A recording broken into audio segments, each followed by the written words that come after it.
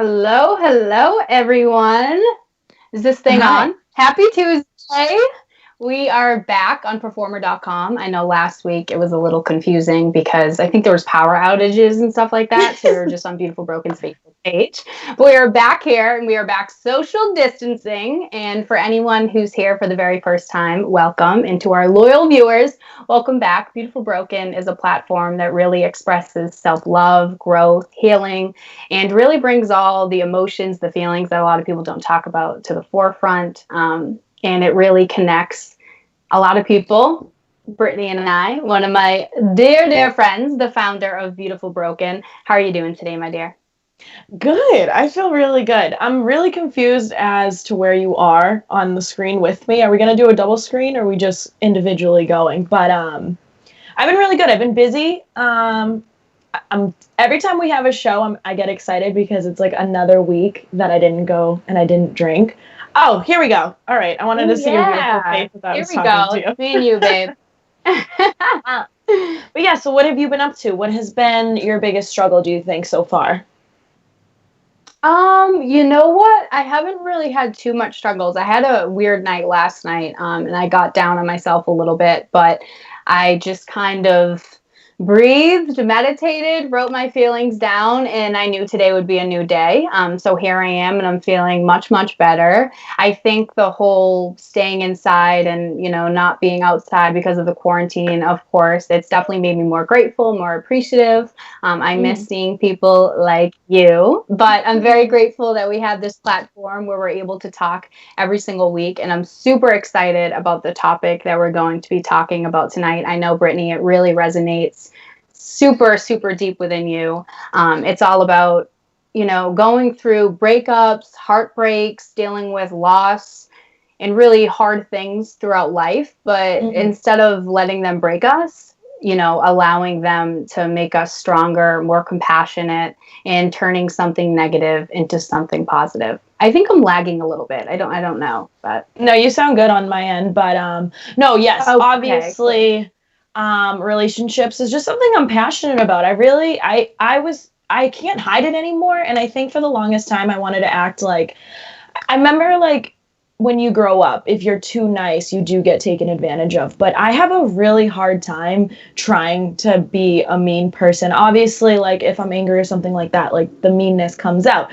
But it really makes me feel bad to genuinely want to hurt another human. And so when I do it, I think the biggest downfall I have is when I hurt somebody, I self-loathe and I go through the list of like what I did wrong, what I could have said better, why I hurt them, how could I fix it. And I'm trying to get to a point, so I'm excited to hear what our guest has to say about kind of detaching from that and understanding that you are human and we do make mistakes and that failure is a part of the process, which like I suck at failing. Like I am so afraid. Like one of my biggest fears through this quarantine time that I have now realized is that I am so terrified of failure that it holds me back from a lot of things because I don't want to fail. Yeah, and I think that's definitely something that I struggle with personally too. I mean, who wants to fail, right? Sometimes I feel like I get more nervous of failing than more excited to succeed. But I think something that, people may not talk about a lot or don't want to talk about a lot is, this is a little different, but it still goes into what we're talking about tonight. And the topic that we're talking about is the fact that so often we are the way we are negatively, whether it's an insecurity, whether it's whatever it may be, because of the experiences and because of the loss that we've felt throughout our lives, right? So I think it's important that when we're feeling low or when we're going through things in life, negative things, of course. What are you smiling at? Me, I'm just thinking about just like how you can be in a negative place and then you see something and it like lights up your whole day and then you're like over that negative. I'm like, I can't look at her right now. What is she laughing about? I can't be serious. But no, what I was trying to say is just the importance of No, you're good. You're good. I just didn't know if there was like something on my face that you were laughing at. No. But just the importance of turning, our negativity into positivity. And I think that resonates so deeply with us because that's what Beautiful Broken is all about, right? It's talking about our experiences. It's talking about our journey, our self-discovery. And instead of pitying ourselves, and instead of why me, we decided to turn our loss, our devastation, our heartbreak, whatever it may have been, into something positive, into helping people heal, into helping people grow, whatever it may be. And that's why I'm really excited about this topic, because of the guest that we have, Katusha Maria. She has been dealt a lot of loss, a lot of adversity. She was diagnosed with lupus when she was 13 years old, and she's, of course, going to speak on that when she comes into our show. But she's really, really what really resonates with me is how she's been able to turn that negativity into something positive. She's an excellent writer. She's on a lot of online websites such as Thought Catalog, and I'm super excited to see what she has to say. I think our audience and our viewers will get a lot out of her perspective and her views and things like that. So before we bring her on, we are going to go to a quick commercial break, but make sure to tune back in, because she's going to be here. She's going to be ready. We're all going to be ready. And it's going to be a really great show. So we'll see you then. Because of you, I felt hopeless. Because you said rude things about my work, I started to question my own voice. I know it was a joke, but it still hurt me. Because of your negative comments online, I've almost quit doing the one thing that makes me happiest in life. Because you shared something about me that was private, I felt embarrassed. Because you said hi to me on the first day of school, I felt included, and I knew that I was going to be okay. Because of you sharing your story with me, I feel comfortable sharing my own. Because you were there when I was coming out, you helped me regain my confidence. I'm still here today because of you.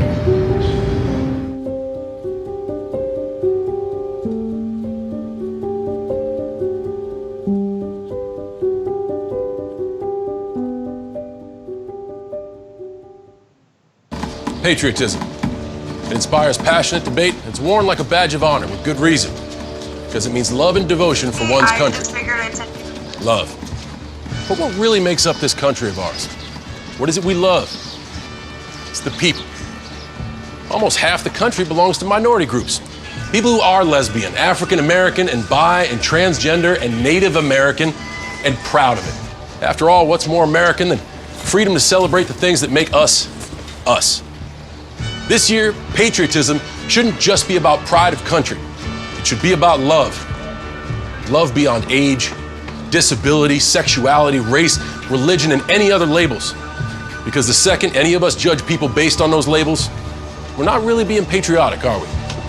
Because love has no labels.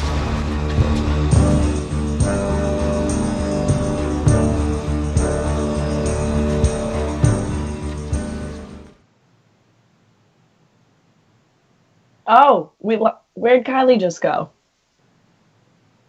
Oh, I'm back. I was like, did we lose her? What is going on? Hello, everyone. Welcome back. I think we're having some technical difficulties over there. This is what social distancing is. Brittany, let's welcome Katusha. How are you today? Thank you so much for joining us. Hi, Katusha. Thank you. Hi, ladies. Thank you so much for having me on. I'm so excited to be here. Yay. Yeah, of course. So it's funny because when Brittany and I, try and find our guests, of course, Instagram, social media is always the go-to.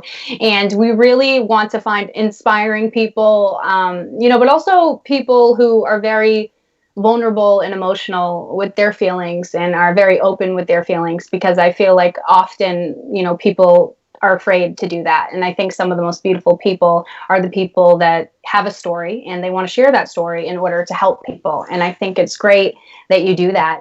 No one tells your story better than yourself, I'm sure. So if you could just tell our audience a little bit about your journey, your story, and your background, that would be awesome.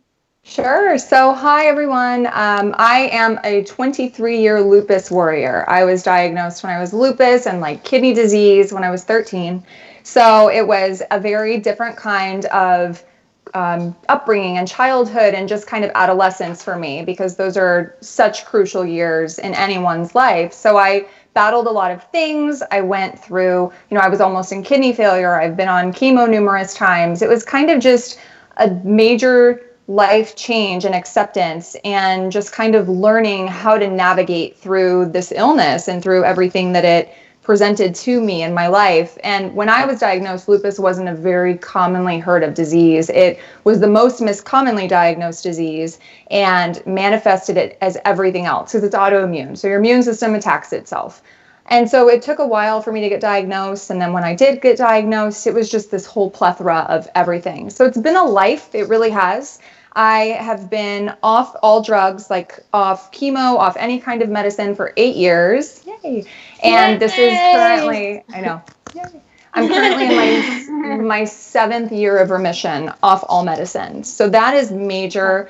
It's been a huge blessing, but my whole purpose and goal through all of it has been to be able to reach people, and through my writing and through speaking to them, just anything to help someone who's suffering in silence, because so many people are suffering in silence, and it's the saddest thing ever, because someone has gone through a struggle similar to yours. You just won't know about it until you talk to them. And that's why I love our platform so much. Because that's what we're here for, right? Like, here you are, I just met you, and again, we have another guest whose energy is vibrant and positive, and if I didn't know you because you just shared your story with us, I would have just assumed, it's okay. I would have had no idea. So thank you for opening up and sharing that. During your journey, what was the hardest mental blockage that you had to overcome? I'm so sorry about them. It's okay. This is what happens when we're quarantined. Life still happens. So I think for me, can you repeat your question? I'm so sorry, and I'm going to yell at them. No, it's okay. I'll wait till she's done. Okay, it seems to work now. Okay. On your journey, what was the biggest struggle for you? What was the biggest mental blockage that you had to overcome?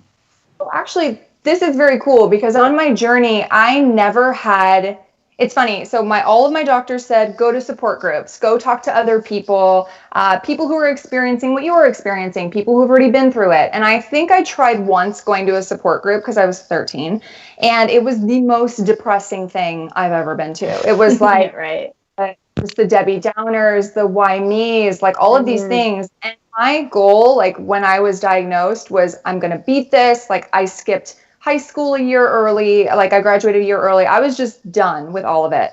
And I think the hardest thing, looking back now, I always think, I wish I had someone like me now to just kind of, you know what I mean? Because it was hard and it did suck. And nobody understood, because like my first month when I was diagnosed, I got put on high dose steroid, like prednisone, which made me gain weight like 50 pounds in a month. And it was just, when you're in high school and you're already in these like, high school is a very trying time for a lot of people. So yes, an illness. And it was just like, nobody understood me. Nobody got it. But my whole goal was always to like move forward, like onward and upward. I've always had that kind of mentality. My mom was a single mom raising me. It's just been instilled in me that you just make the best out of every situation. So that's kind of what I've done. So the hardest thing, was the people not knowing. Like now people know, now people understand.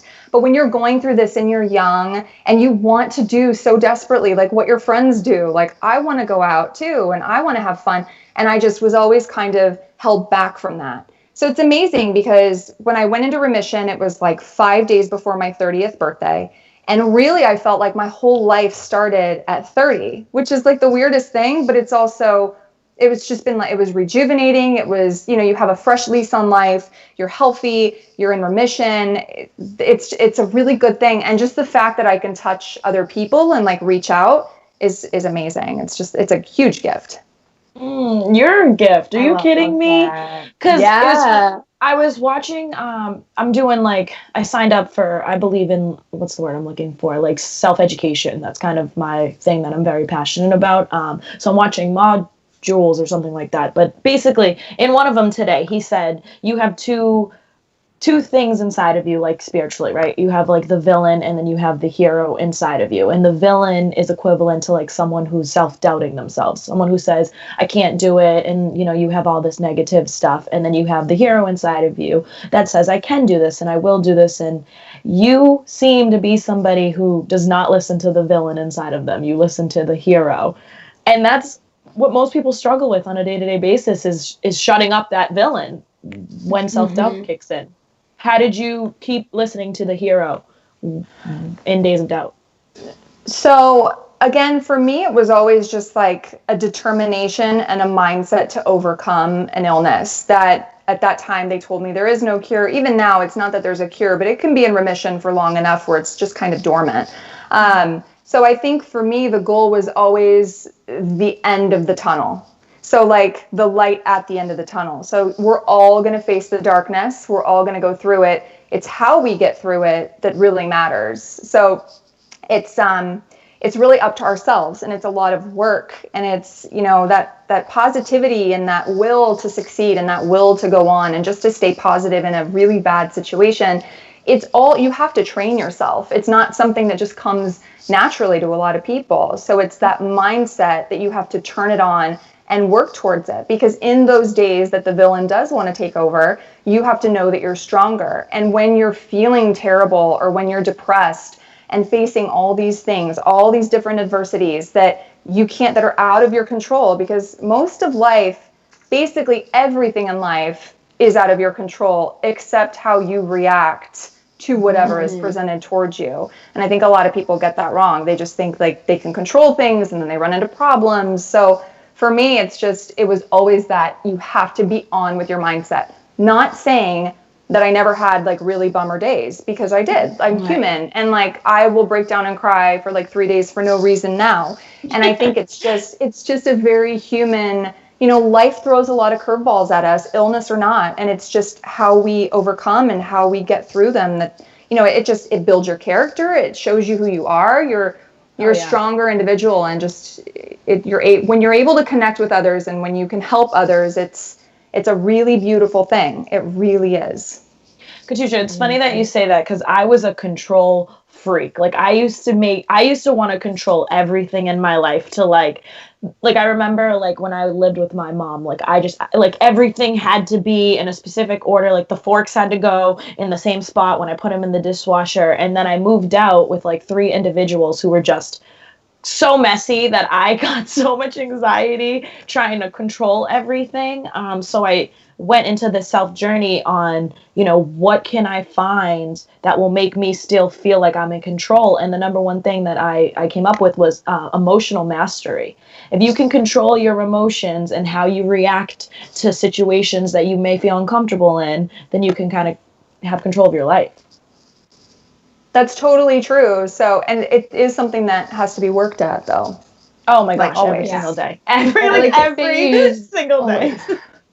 I like that you used the word. I think it was training, that you have to train yourself, because it is kind of like that. It's almost like riding a bike. You know, we're not going to just hop on a bike and learn how to ride within that first day. We're not going to tell ourselves that we're going to be okay, and then the next day we're okay. It's a process. It's a training process. You have to train your mind in a sense. I'm personally still kind of figuring that out. I have my really good days where I'm able to train my mind, but I have my really bad days where my mind just doesn't want to listen and just has a mind of its own, ironically.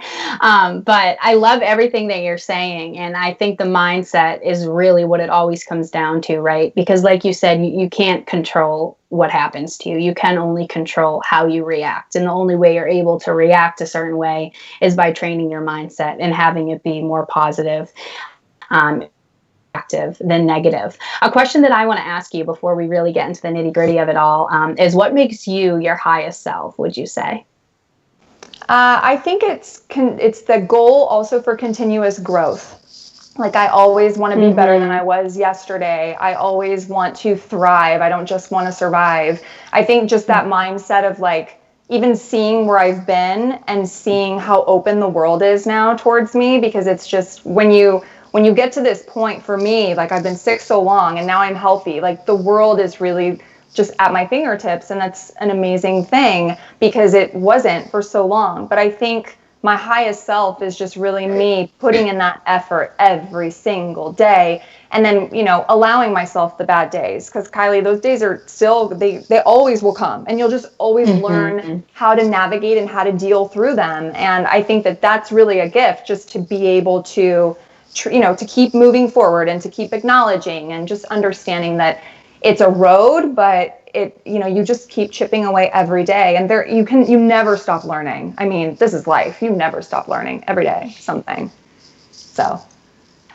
I know, it's so crazy because it used to get overwhelming because all of the information that we're learning every single day, whether it be with the people around us, the world around us, within ourselves, we're always learning. And it used to overwhelm me because it was like information overload. But now I feel like it's like a cool tool to use. It's almost like a superpower, that you have, just educating yourself on the things around you and the people around you, because that's the only way that you can really grow, and the only way, like you said, that you can, just have a good mindset to the things that are happening to you. So I kind of want to transition a little bit to the more in-depth of dealing with heartbreak and loss, right? I think everyone's dealt with heartbreak, everyone's dealt with loss, some maybe more than others. But a question that I often ask myself and I ask others is, how would you say, what would your message be to someone? How do you not allow a breakup or a heartache, maybe not even relationship, it doesn't even have to do with that, it's just a heartache, right? How do you allow that not to break you, but instead come out on the other end more empowered, more confident, more positive? Because, it seems almost impossible when I put it like that. I think for me, it's like to not allow something to break you, whatever kind of heartache or loss it is. Mm-hmm. It's really going back to that stemming from self-love, which is all effort. And it's all you really have to train yourself for. Because if you are loving yourself to the point where you love your faults and your strengths equally, and you work through those faults and you try to get through them, there is nothing you really can't overcome. Not saying that heartbreak and loss isn't going to knock you down for a while, because we're emotional beings. If it didn't, it would be weird.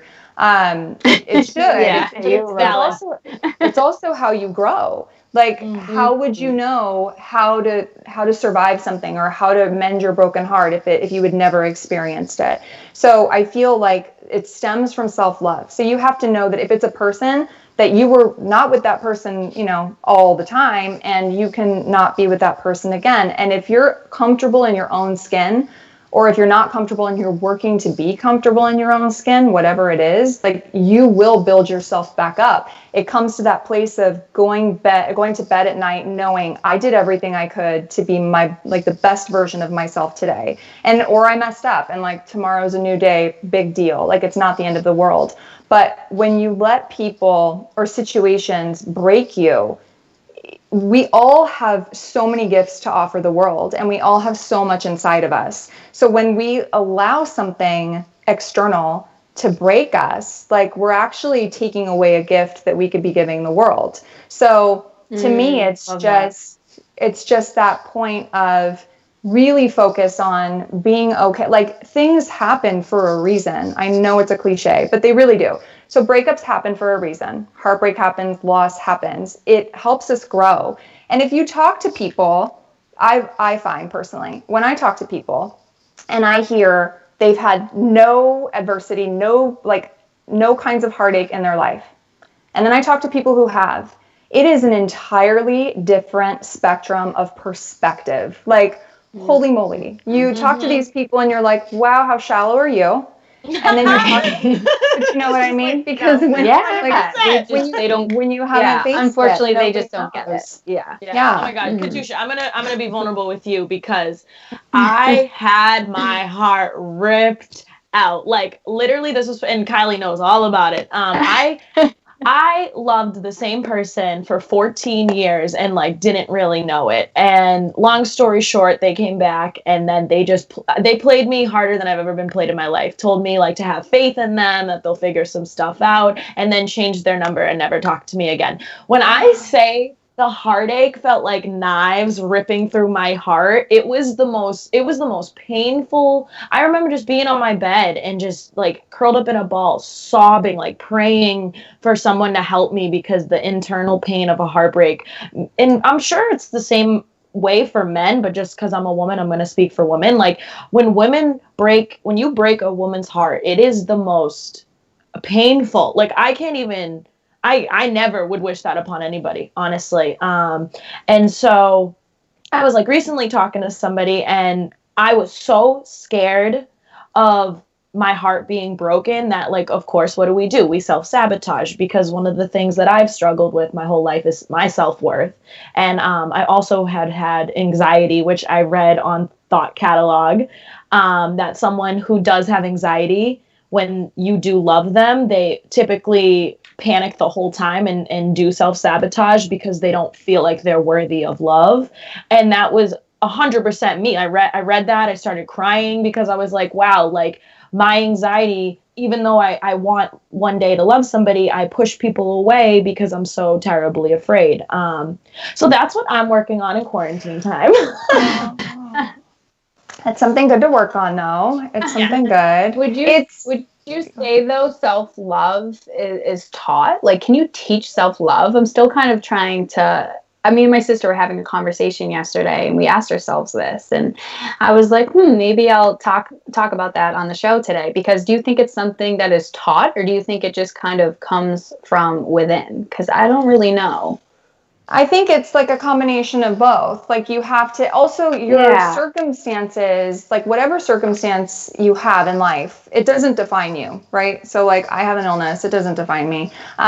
Whatever you've been through, manipulation, heartbreak, it doesn't define you. Like, you are superior and like you can overcome anything in your life if you really want to. But with self-love, it's that thing where you really do, because we're women and we pick ourselves apart all the time. Like, it's just, it's terrible. But it's like, okay, so you just have to accept that you are imperfectly perfect, whatever way you want to throw it. And that's like more than enough, because everything you offer, when you offer especially your heart to someone, that's something that's such a gift, and it's like a precious, precious gift. So when it's, Brittany, I understand, like when you are heartbroken, it feels literally like you can't eat, you can't sleep, you can't this, you can't that. It's also always usually reflects back, like, how did I let that happen? Why didn't I see it? You know, why am I going through this? So when you have that self-love, though, and again, it is something very, very, you have to train and work for it, because not everybody, I mean, you've met people, you know, not everybody really thinks that highly of themselves. It's not a cockiness thing. I was just going to say it's a confidence thing.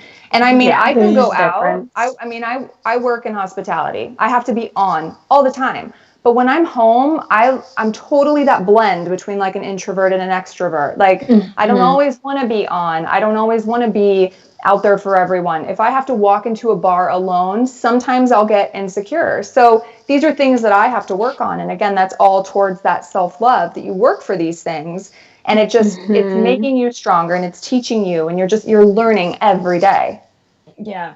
I actually I was going through my stuff, and I found like a ton of letters that I wrote to just like people throughout my life. And I was like, screw this, I'm getting rid of this right now. And I like burned each letter, and then I wrote a letter to each person, and I burned it. And this was like probably like 2 days ago. And it was the best time I've ever had. I walked away, and I was like, you know, like I felt like it was just in the past. I felt like that chapter was in the past. And now one of the things that I tend to do, and I feel like you're both empaths, is empaths love to love, and we love to give ourselves to people. And I'm now learning that not everyone deserves my heart. Like you said, it is a gift. And I definitely see broken people, and I'm like, oh, I have so much love. Like, let me just love you, and let me fix you, and let me make you know that you're lovable. But I never once looked at myself and was like, Britt, you want to fix everybody else, but like, why don't you fix yourself first? And why don't you make sure that you know you're awesome before you just start throwing away your heart at people? And I feel like that's such human nature to do that, especially with someone who's empathetic, especially with someone who has been dealt with so much adversity like you, Brittany. You know, I think when we're good people, we want to help people, we want to fix people. And sometimes we need to really hit rock bottom in order to really think to ourselves, maybe I actually need some fixing. You know what I mean? We want to look at everyone else before we want to look deep into ourselves for whatever reason. And I think the hardest part with going way back to what you said, Brittany, about the heartbreak and how awful it was for you, I think what's really hard, this is kind of like cliche, but separating our feelings from our self-worth, you know, being able to do that is like a mastery. You know, you obviously need to have that self-love. Without self-love, you don't have a self-worth. But separating our feelings against self-worth, it's hard, but it's the only way that we're able to really believe in ourselves. Because if we can walk away from something that no longer serves us any purpose, even though we're in love, simply because we know we don't deserve it, wow, goes to us, because that is hard. And not only will it make you happier because you're walking away from it, but it will make you feel empowered. It will give you a sense of purpose almost. And once we can realize how to do that, I think that's when your self-love will really, really start to come to light. People better watch out for it when she's self-love is gonna be. I do. It's funny because you can go. I do have to say, when you were saying about fixing, Brittany, when you were saying fixing people, I think that you can want to fix someone all you want, and like, I can help you and I can show you love. Like, you're safe with me. Everything's great. I know you had a terrible childhood, but like, I can show you that it could be different. That person has to want to fix themselves. So like, I'm a huge believer in like therapy. I've been in therapy forever. I love it. It's like that neutral third party that will tell me, this is why you process things this way. Okay, why are you doing this? It's very beneficial, I feel personally. But if you have someone who's not willing to do the work, let's say someone is very broken from their past, but they're not willing to do the work, you are just, you're like emptying your own cup. It's like literally pouring out a water bottle or a bottle of water, and not ever being able to fill it up, because that person just, there it is. Like, they didn't even care. And at the end of the day, the person who suffers is you. Like, you're the one who's going to suffer. You're the one who's going to have to work extra hard to refill your bottle and just get that strength back and that emotional vulnerability also. Like, okay, I tried, it didn't work. Like, because a lot of people will do what you did, like you say self-sabotage, things like this, because they don't want that pain again. But to me, it's like you learn from that pain, and then every heartache and heartbreak is a lesson. And if you're smart, and if you like are thinking with your mind and not just with your heart, or like, but what if he this, or what if they this? At that point, you can either take those lessons and implement them, or you can ignore them and be in a cycle. And then that's someone who's not like really working on self-love or really thinking a lot of themselves self-worth wise. And that's really sad, because we deserve it. We deserve the best. Like, we don't deserve the pain that people put us through, and we just can't fix anyone. We can only fix ourselves, literally. And if someone doesn't want to be fixed, they will not be fixed. Like, you can't really change people. Like, you can't. You can only change yourself. I agree. Right. I agree. And I'm doing this challenge 30 days no alcohol, and I drank like a ton last year. I'm just being honest. So now I'm like, let me go 30 days, and today marks 2 weeks, and I'm a completely different person than 2 weeks ago, and I know that's like drastic, but like, I read the Constitution, I read like Declaration of Independence, like I put these things that I wanted to learn. Now I have the time for, because I'm waking up every day feeling good. I start my day with yoga. I meditate. I actually do it's like a broken heart healing meditation that I start my morning with. And I'm eating healthier. I'm exercising. So it's a mind shift that you have to stop focusing on others and then kind of bring the focus on yourself. But I've spent my whole life focusing on others that it's so uncomfortable for me to focus on myself. I'm like, oh God. Mm-hmm.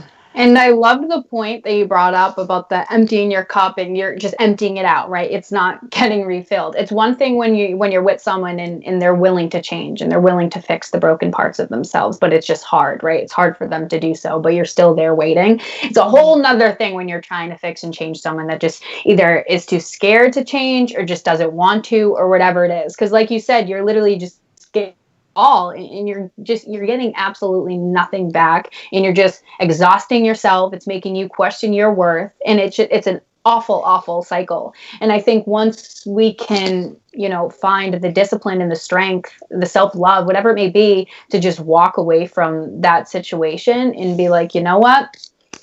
I did everything I could do. They don't want to change. I'm not going to live a life like this. I deserve better. And it's easier said than done. I know it. I know that. But, sometimes we just need a pep talk. And sometimes we just need to tell ourselves that we can do it and just do the steps to do it. And then hopefully we're able to do so, because it is hard. I think heartbreaks are one of, if not the most difficult thing that we can go through as people. And you're supposed to just kind of shake it off and go on with your life, right? But at the end of the day, your heart's broken, and you can't really do much when your heart's broken. But I think if you know that you tried everything you did and you stayed true to yourself, and you know that there's not much that you can do, all you can really do is just pray for that person in hopes that they can come around one day and just keep on working on the best version of yourself, whatever way that may be. Oh, that was beautiful, Kylie. I wish I just I'm like crying over here. I look back, everyone's falling. We're like sobbing. We're like, where's the tissues at? So, Katusha, you and thought. Oh, sorry. Do you want to go, Kylie? What were you saying? No. I was much. Katusha, you write in Thought Catalog, and what's one of the articles that you've written that really has touched the most people, or is your favorite? Gosh, they're back. Okay. So I've written a lot on like self-worth, and I think that that's always huge. Like, people really need to be reminded, because you can read a lot of relationship articles. There are so many everywhere. And a quick chime in with, when you're going through heartbreak, like, really make sure you're filling your mind with things that are conducive. Like, don't look at people who have seemingly perfect relationships, even though the back end is all like BS. Read things, like, educate yourself, read other people's stories. Like, it's going to help you get through it. I wrote an article that was really well received, and it was about the concept of chase versus pursuit. Like, if she wants you, you won't have to chase her. That was a really good one. And it basically touched on like, the concept of chase is like, it's like a game, it's like a prize, but no woman wants to be like basically thought of as a prize. You want to be pursued, though, and you deserve to be pursued. So there's a difference, because a lot of people say like, oh, she just likes the chase, or he just likes the chase. It is not, like, the chase is a game. So nobody likes games. We've all established this. Yeah, we've all established that no one likes games except certain people who like their own issues. We want to, as women especially, we want to be pursued. Like, we want to know that someone is putting in the effort. There is something to be said about like courtship, especially in the beginning of a relationship, whether you want a serious relationship or whether you're dating someone. Like, somebody needs to show that they're worthy of that, because you have so much to give. Like, why are you giving it to this one person? But vice versa. Like, if you're the person who always gives, you know that you're going to give. Like, that that's the type of person you are. Empaths. Like, we know that we love to love. So I need to be loved, though, too. And I need to be told, everyone has their own things that they love. Like, whether, it's the simplest things sometimes for us. It's that, it also has to do with like a respect, like a certain level of respect, and almost, it's that worthiness again. It all comes back to self-worth. Like, it really does. That, you know that you're worthy of something. So that was like a major article for me that I loved. And then it's always the self-worth articles that people love as well, because it's coming from a different perspective. Like, it's coming from someone you don't know across the world, or like, nobody knows your story but you, and you've battled all these things. But if you can share like how you got through, or tools that you've used on how you get through things, people respond to that. People love that, because it's in sharing that vulnerability that connects us. Like, nobody likes the superficial stuff. Like, you really have to get to the nitty-gritty of things to really know how someone got through it. And then you can take that on, like, oh, that person suffered this, I'm feeling that too. And then it's a connection. And then I get so many private just messages, like either through Thought Catalog or like on Instagram or any platform, And people just reach out and they're like, I just read this. Like, I'll find messages from like people reading articles from like 2 years ago. And that's so huge for me. It's very humbling. And like, when I get the person that's like, I was at this level of terrible emotionally and you helped me through it, that it's so emotionally rewarding though for me. So it's why I do it. And it's just, it makes me sad when I hear other people's stories, because I can relate in my own way. Like, we can all relate to someone's pain in our own way. But the fact is that if we're able to relate, that's major. That's okay, connection. Sorry, ladies, we have to go to break, okay? We'll be right back. Okay. We'll be back.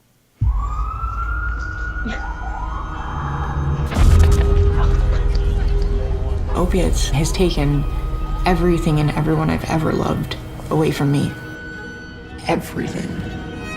All I did was dance. I was being scouted for a scholarship. I blew my ankle out and I got prescribed pain pills by my doctor. If making my detox public is gonna help somebody, I'm all for it.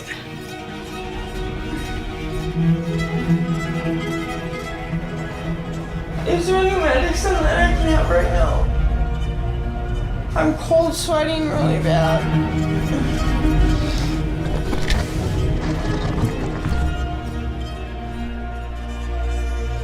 I just wish I would have had a warning. Opioid dependence can happen after just 5 days. Know the truth, spread the truth.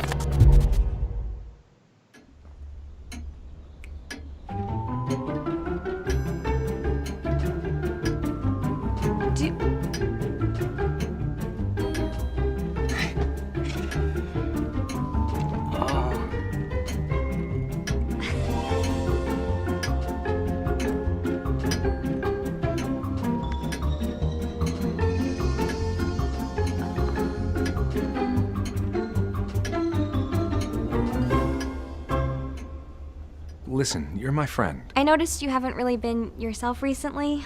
Yeah, I feel like something's up. How are you? Are you okay? Is there anything you want to talk about? I just want to know how you're feeling.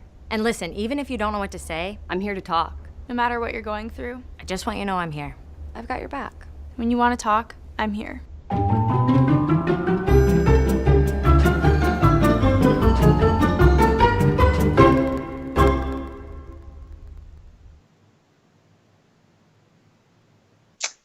Welcome back, guys. It's Kylie. It's Brittany. It's Katusha. For anyone who's just joining, we are talking about turning life's adversity into something positive and not allowing, heartbreak, loss, whatever it may be, break you, but instead allowing it to empower you and things like that. I know we were just talking a little bit about how it's really important to read articles, read books, read stories, whatever it may be from someone they wrote. It could resonate with you. I can really personally relate to that because when I was in one of the most darkest years of my life, what really helped me was actually reading Tom Brady's wife Giselle's book.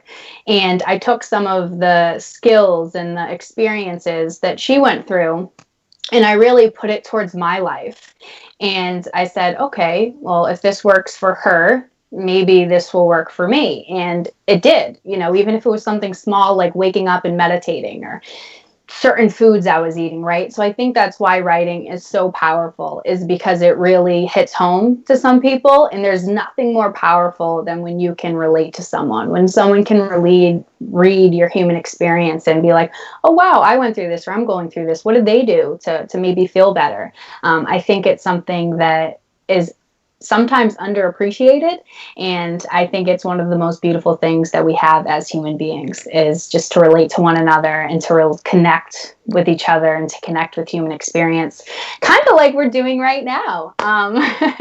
Would you look at that? Super grateful to be able to do it. I know we don't have too much time left, and I feel like we have gone over so many great things, but if there's any questions that you want to ask Brittany before this comes to an end, then feel free. At the very moment in time, I think I asked a lot and she answered a lot. Katusha, thank you so much. You were such a gift. Thank you for writing. Thank you for being here today. You have inspired me and I really appreciate it. Ladies, thank you so much. It's been fun. Of course. Of course, before we let you go, though, I do want to ask you one question. I'm not sure if I've asked you this already. I hope I haven't. For anyone watching, what would your message be to someone who's struggling to navigate life right now and who's struggling to kind of find their way out of that black hole? What would your message be to them in order or in hopes for them to find some positivity in the negativity that they're dealing with? I would say for something like this, it's definitely don't try to handle it all by yourself. Like, don't think that, especially if you're in a really dark place, don't think that you can do it without support of anything or anyone. Sometimes it takes it takes a lot of vulnerability to share or to ask for help. Like, that's huge. A lot of people have so much pride.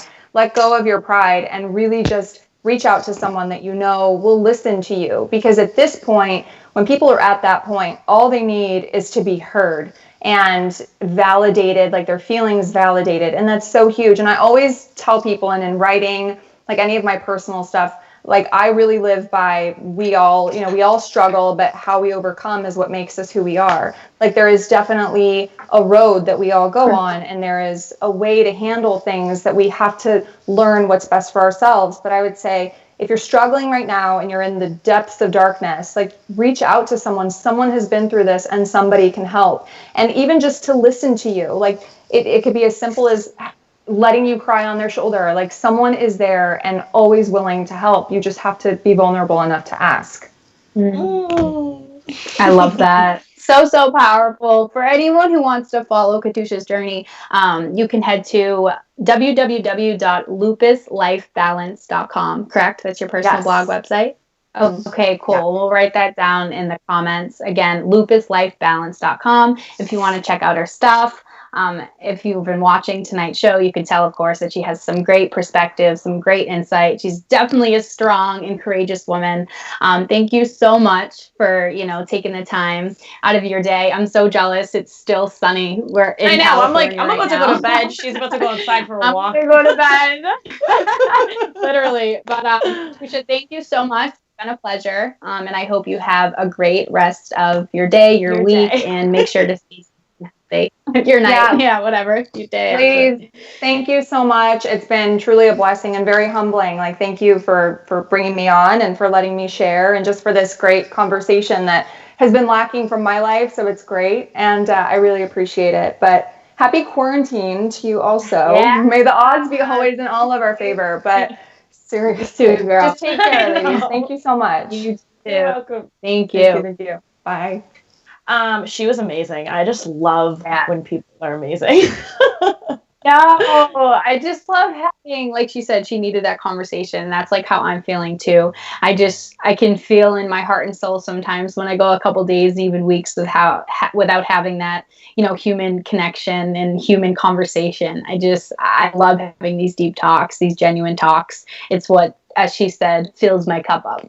Yeah. And Katusha is like literally a perfect example of what a human with courage is, because to be vulnerable, it takes a lot of courage. And a lot of people, like, I think in today's society, are super confused with the word courage, because when you do something and you're having courage, you're fearful, and you're still fearful doing it. So throughout her entire life, like, I'm sure she still has felt fear, but she chooses, even though she's feeling fear, to rise above and to keep pushing forward and to be positive. So all the courage she has is super empowering and super inspiring. So thank you, Katusha, for showing us what courage actually looks like. Yeah, I think I took so much out of this conversation, but a big thing that I took out of it is just the importance of a mindset, and just the importance of training and practicing your mindset. It's so important to relay that no one wakes up and is this